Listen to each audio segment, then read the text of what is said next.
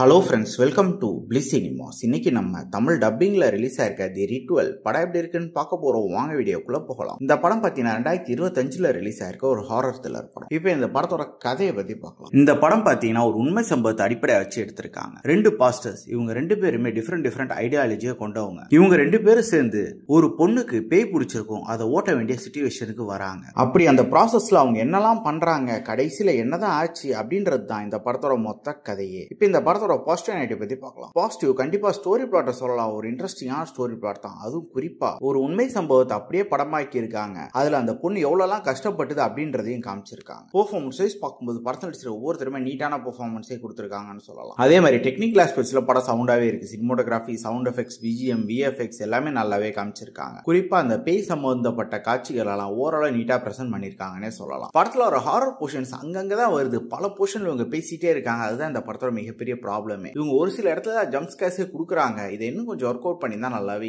இருந்திருக்கும். Screen place பார்த்தீங்கன்னா பெருசா இன்ட்ரெஸ்டிங்கா இல்ல, ரொம்ப ரியலிஸ்டிக்கா எடுக்கிறன்ற பேர்ல பேசிக்கிட்டே இருக்காங்க. அந்த மாதிரி தான் போகுது. ஓவராலா பார்த்தீங்கன்னா இது ஒரு பிலோ ஆவரேஜான படம் தான். வேணும்னா ட்ரை பண்ணி பாருங்க. இன்னொரு வீடியோல சந்திக்கலாம். தேங்க்யூ.